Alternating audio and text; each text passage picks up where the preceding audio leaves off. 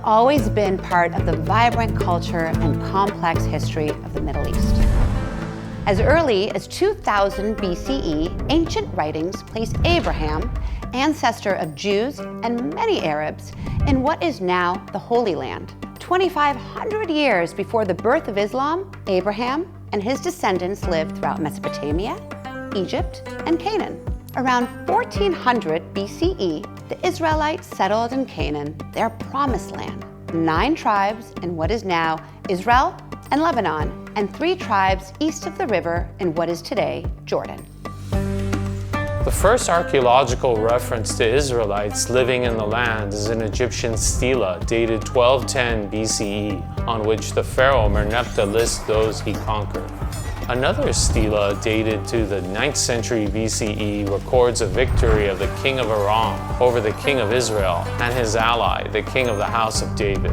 This David founded Jerusalem as Israel's capital, and his son, Solomon, built Israel's first temple on what is today the Temple Mount. Their kingdom extended into parts of modern-day Jordan, Lebanon, and Syria.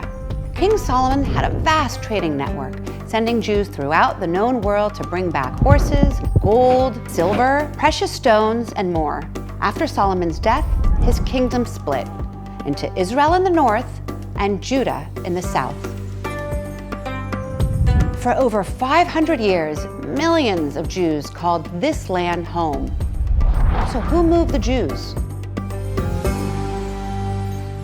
The Holy Land is a strategic location, not only today, but for all of its history. It is the sole land bridge between Africa and Asia, with ports on the Mediterranean and the Red Sea. It's no wonder so much conflict has happened in that region. In 722 BCE, the Assyrian Empire defeated the northern kingdom of Israel. They captured Samaria, the capital, and forcibly resettled northern Jews in what is today Syria, Iraq, and Iran. 100 years later, the Babylonian Empire destroyed Jerusalem, tore down Solomon's temple, and force-marched the Jews of Judah 700 miles into captivity in what is now Iraq. Other Jews fled to Egypt, Arabia, Iran, North Africa, and beyond. This began a cycle Jews would relive for millennia. Initially settled and thriving in their community, persecution begins, resulting in expulsion from their home. They adapt to a new culture, but are once again persecuted and forced to leave. When the Jews were exiled from the Holy Land, God instructed them, through the prophet Jeremiah, to build houses, plant gardens, take wives, have sons and daughters, seek the welfare of the city where I have sent you into exile, and pray to the Lord on its behalf. For in its welfare, you will find your welfare. And that is what they did. They built communities and synagogues across the Middle East and North Africa. They settled along trade routes, became successful merchants. Some were even elevated to influential positions in government. In 539 BCE, the Persians conquered Babylon. Cyrus the Great, ruler of Persia, allowed Jews to return to the homeland and rebuild Jerusalem and the temple. For the next 5 centuries, Jews re-established and grew their presence until they became once again the largest ethnic group in the Holy Land. But many Jews remained in the countries where they had resettled.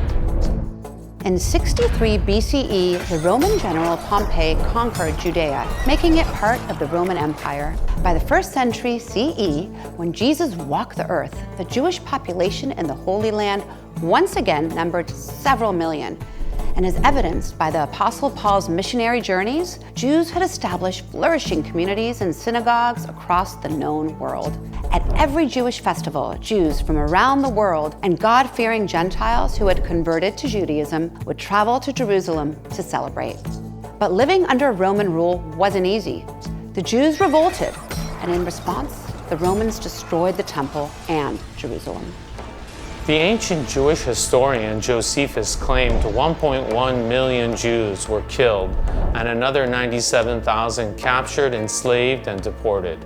A second revolt in 135 CE killed and displaced more.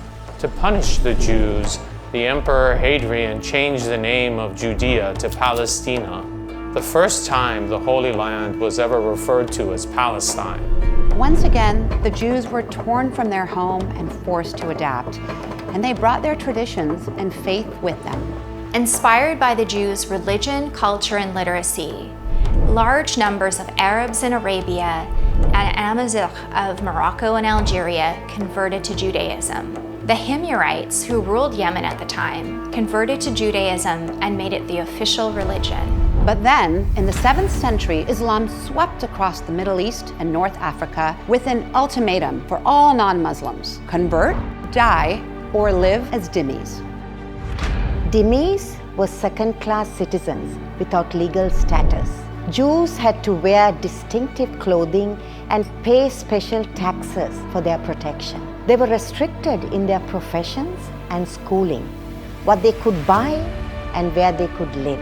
By the middle of the 8th century, 90% of the world's Jews were living under Muslim rule. Once again, the cycle continued, and Jews were forced to adapt.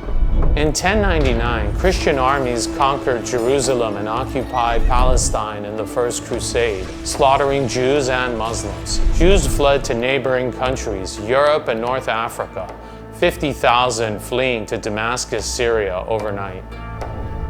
In 1299, the Ottoman Empire was established. As Jews were expelled from France, England, Spain, and Portugal, many fled to the Ottoman Empire, which was often kinder to Jews than other Muslim dynasties or Christian Byzantine rule.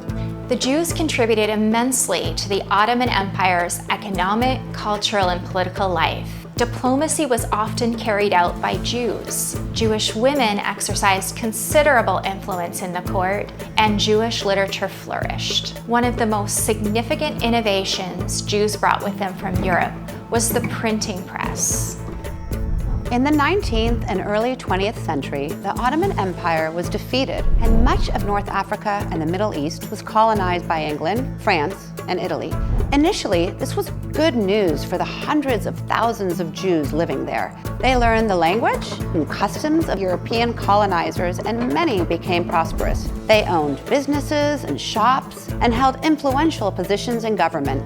Some were even granted full citizenship. But all of this changed with the rise of Nazism and fascism. In 1941, Hitler announced the global extermination of the Jews. Violent riots broke out in Iraq, Libya, Syria, Lebanon, and other countries, plundering Jewish shops, destroying ancient synagogues, and killing hundreds of Jews.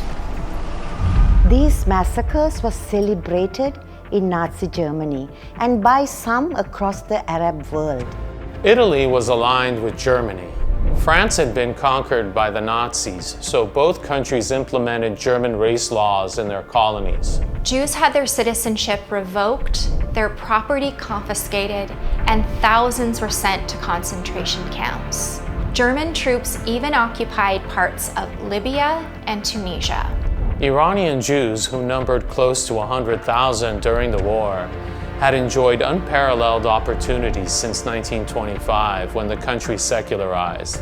But Iran was devastated by World War II, especially after Britain and the Soviets invaded in 1941. Turkey was officially neutral during World War II, but they were closely aligned with Germany and deported thousands of their Jews to extermination camps.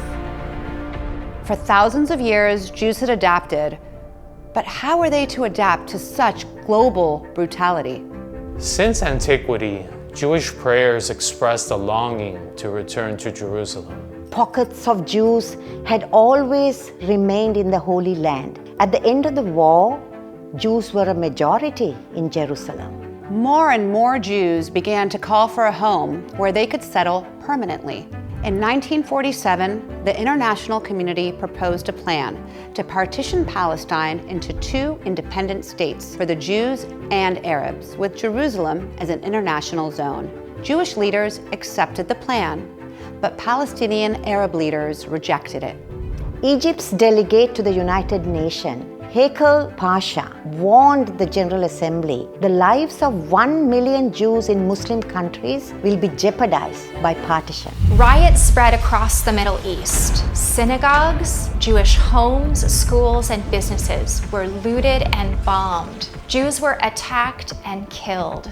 Many fled to Israel, 70,000 from Egypt alone. May 14, 1948, David Ben-Gurion, Israel's first prime minister, declared the establishment of the State of Israel. The next day, Arab armies from Egypt, Jordan, Syria, Lebanon, and Iraq invaded Israel along with Palestinian Arab forces. Israel prevailed, but this only heightened the persecution of Jews across North Africa and the broader Middle East. Synagogues were seized and turned into mosques or libraries. Jews were accused of being spies, and many were expelled, some even publicly hanged. With every Arab-Israeli war, tensions between Jews and Arabs grew, sparking more persecution and more Jewish emigration. The exodus of the Jews from the greater Middle East has been anything but voluntary.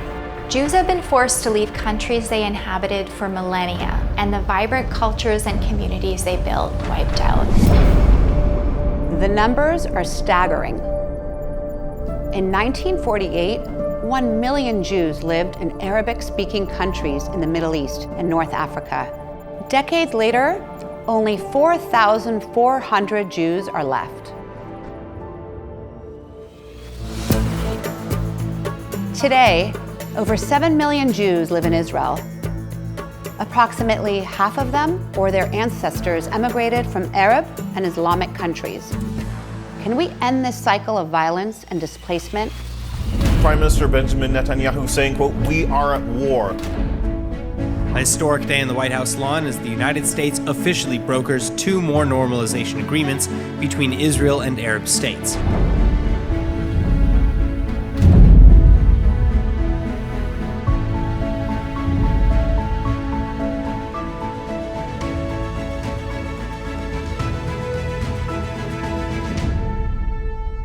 It is ours to decide.